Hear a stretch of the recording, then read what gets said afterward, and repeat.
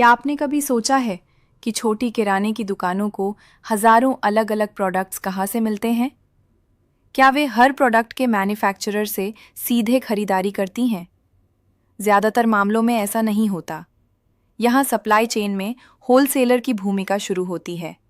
Wholesaler वो व्यक्ति या कंपनी होती है जो मैन्युफैक्चरर्स या डिस्ट्रीब्यूटर्स से बड़ी मात्रा में प्रोडक्ट्स खरीदती है और फिर उन्हें छोटी मात्रा में रिटेलर्स या दुकानदारों को बेचती है।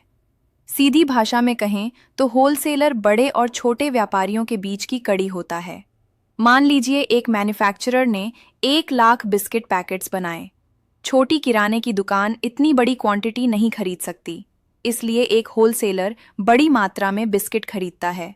फिर वह अपने वेयरहाउस में स्टॉक रखता है।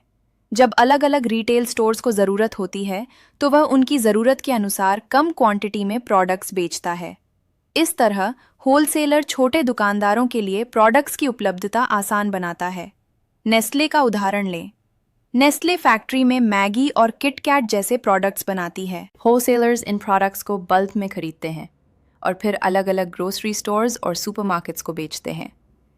इसी वजह से ये प्रोडक्ट्स देश के लगभग हर शहर और गांव में उपलब्ध होते हैं। एक और उदाहरण मेट्रो कैश एंड कैरी का है।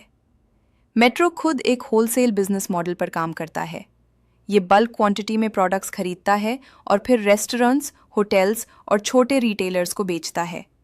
अगर इसे आसान उदाहरण से समझें तो सोचिए कि एक किसान 10,000 किलो आलू उगाता है। हर छोटी सब्जी की दुकान सीधे किसान से नहीं खरीदती।